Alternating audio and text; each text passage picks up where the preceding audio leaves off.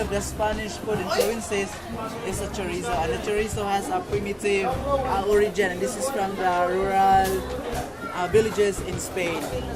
And this usually cooked through grilling or fried and the like.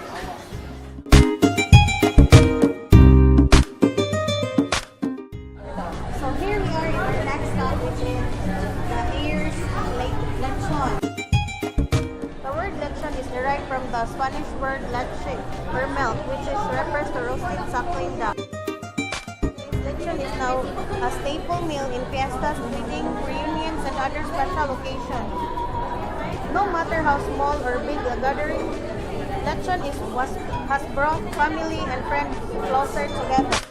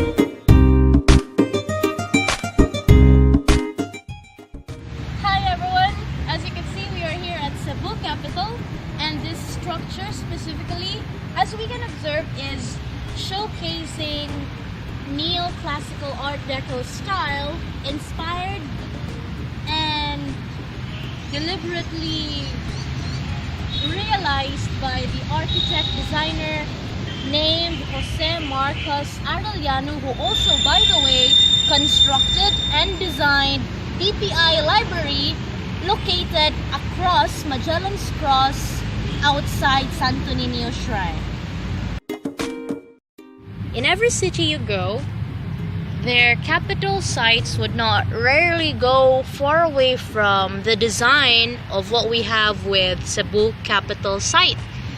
Cebu Capital fundamentally is design dominated by this circular dome we have here at the top, enveloped by the semi-circle arch of this fixed, grounded sense of having these two statues beside circling this domain.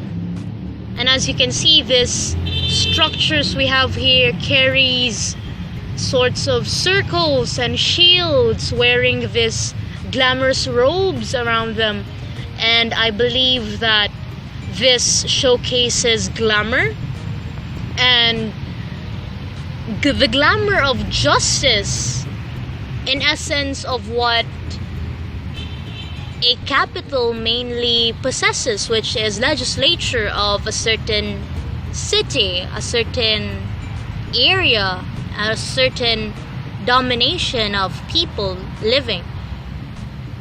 And as what Cebu Capital is portraying, it stands with what our logo would portray, an eagle that would soar high no matter what circumstances would arrive. Hi guys, we have here Lapu-Lapu statue located at Capital Cebu. There is also another statue of his located at the most prestige Lapu-Lapu city.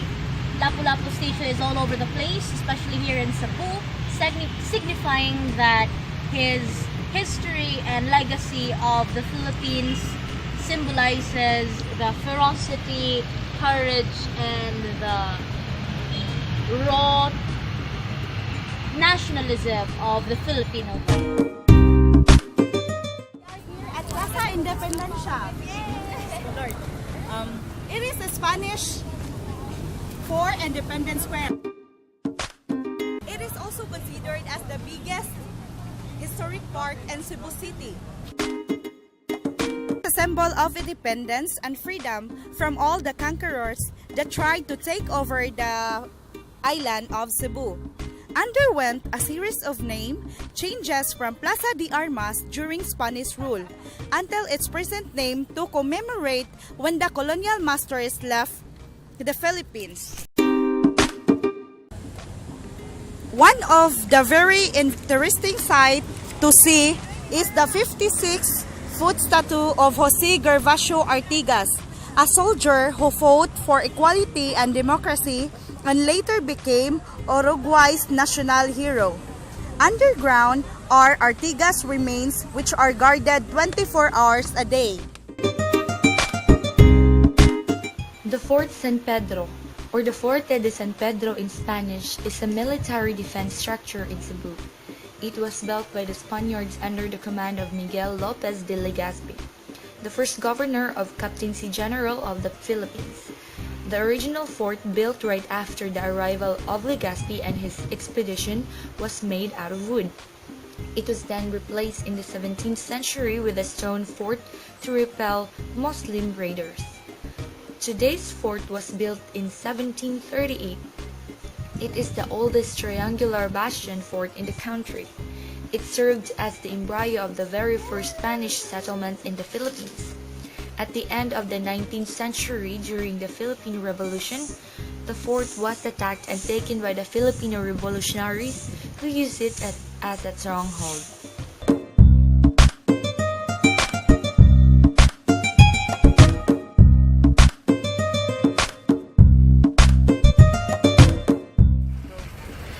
Carbon Market is the largest and oldest market in the Cebu city. It was named after Cebu Railroad's coal depository, and it is already 100 years old. This current location of Carbon Market was used to be the final station of the railway line where the coal that was used the powered steam engine was stored. The market was named most likely inspired by the coal mountains stored in the area.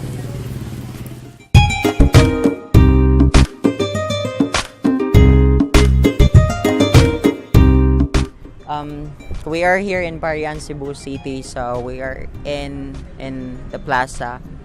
So you can see there the sign of a cross, or the replica of the cross, the ship, and the church. So that symbolizes Christianity. That's when Christianity was brought by Magellan here in Cebu. Remember that.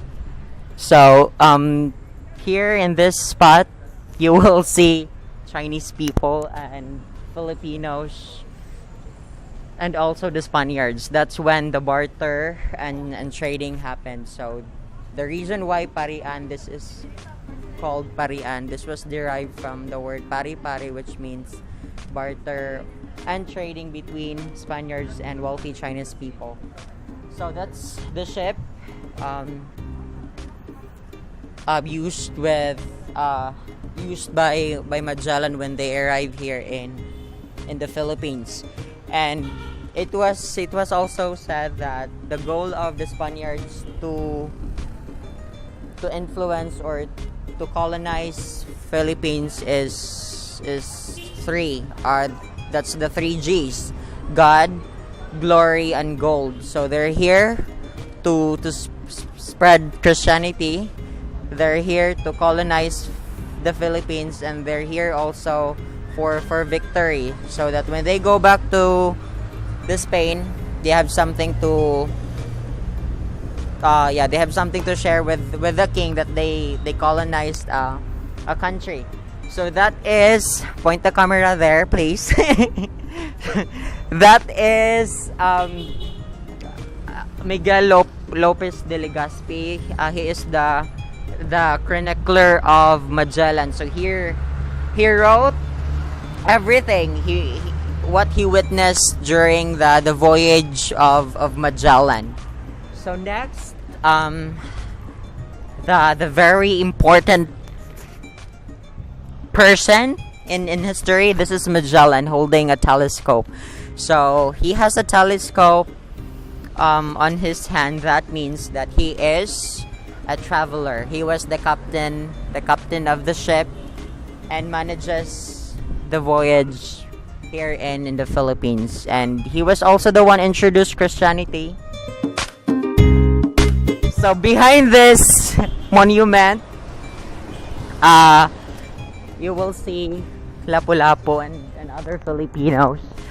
So basically, this plaza shows all the heroes and the heroes in the Philippines. So this is Lapu-Lapu, and this one where you can see a priest. This was the first mass held in Limasawa Island in southern Leyte way back March, when was that? March 31, 1521. So that's when Christianity started. Here behind me is the replica of Señor Santo Niño and the Filipinos. You can see the church and the cross. So we can see there that Filipinos are